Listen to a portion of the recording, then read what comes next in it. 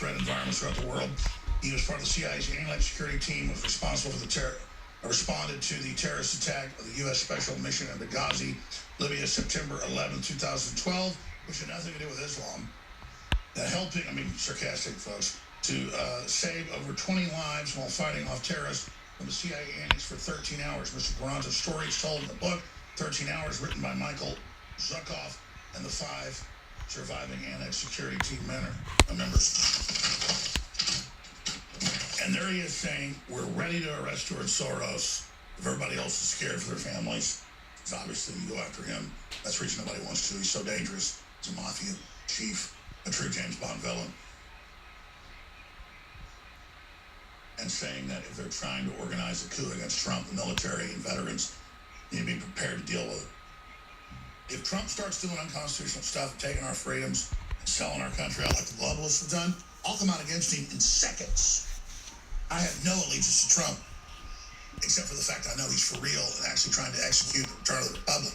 Then I have total allegiance. This isn't about personalities or being part of the power structure.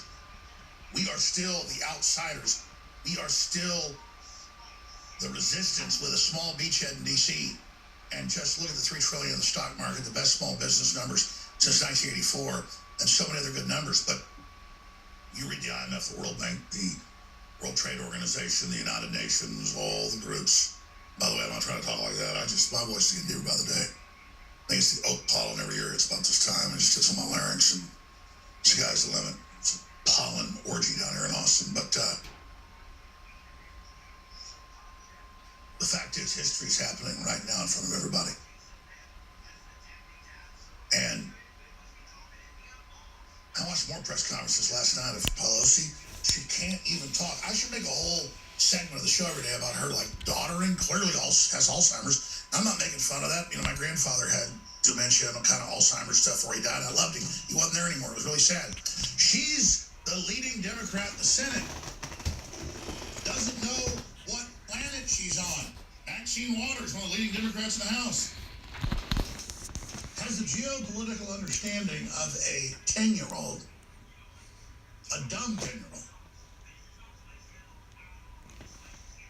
Trump got the idea to drain the swamp from Putin. He told him in his ear, and the Russians invaded Korea, yeah. And Trump did. He helped them invade Korea.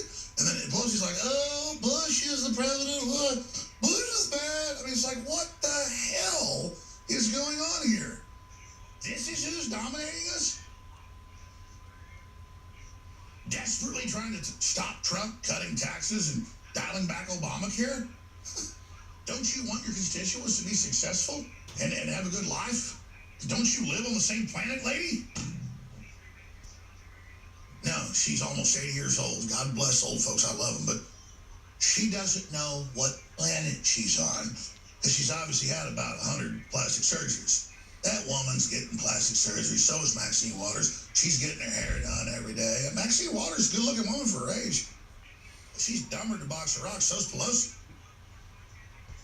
You got these basically 80-year-old women who look like they're 20-year-old supermodels in the style and the hair and all this crap. Listen, ladies, you don't know where Korea is. You shouldn't be in the Senate. By the way, there's North and South Korea, sweetheart.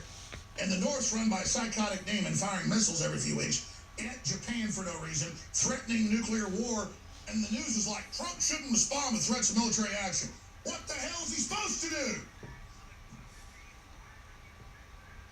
Somebody pulls up in front of your house with a big, giant 50 cal mounted, fully auto machine gun and says, I'm going to blow your house up. The first time I heard that, I'd go get a rifle, quietly stick it out the door and shoot the person right between the eyes. Kim Jong Un is running around with nuclear weapons. I'm going to blow up Seoul next week. I'm going to blow up Tokyo. You're talking a couple hundred miles away for Tokyo, 30 miles away for Seoul. I'm going to kill you. It's like a crazy little fat guy who couldn't find his way out of a wet paper bag. And it's just like perfect archetype of government worship. They're ruled and enslaved by a total wimp on a narcissist power trip. What? Like, take somebody like, I talk to a lot of folks in the military, like guys who've killed 400 people. I mean, everybody thinks Chris Kyle killed most people. The Army doesn't put down people they kill. And they tell me Chris Toronto is the baddest of the bad. Okay? Like Jedi level. Doesn't even think about it. Just starts shooting people, hardly ever misses. And just doesn't even think about it. The bullets all just missing. And imagine a guy like that who's ready to serve and give his life for you any minute because he's so alive. He's so dialed in. Total individual, but collectively dialed in. Everybody's ready to die right now. To somebody like Kim Jong Un, this little fat, I'm not bashing fat people, I've been fat too. The point is he's just this little soft, pudgy, wannabe tough guy walking around. Let's put some photos of Kim Jong Un with his eyes bugging out, acting powerful. And he's so delusional. 10 years after Dennis Rodman was uncool. 10 years after Dennis Rodman was the joke of the United States, this delusionoid,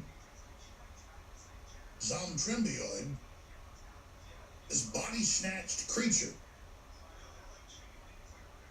is running around laughing that he's got submarines and threatening to blow up Japan as if he'd be alive 5 minutes after he launches that missile. But he doesn't care because he's delusional like Pelosi.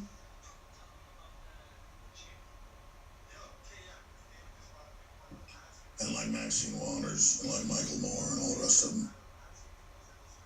And Jake Tapper. These guys, all they have is getting us to respond to them. That's why they say outrageous stuff all the time. The average CNN show has 100,000 viewers or less. Local radio shows in big cities have that. But they sit there in a suit. I'm Jake Tapper, and I've got 300,000 viewers, and I'm going to officially say this is what it's ridiculous. Trump says there's a thing called the NSA, and he was spying on it because we reported it was spying on it. That's crazy, isn't it? I'm Jake Tapper. Oh, let's go to the next CIA guy. Here. You're another blue blood elitist, family member. Let's go to Anderson Cooper. Yes, next. I'm Anderson Cooper on a power trip. Let me tell you all day how the sun didn't rise this morning.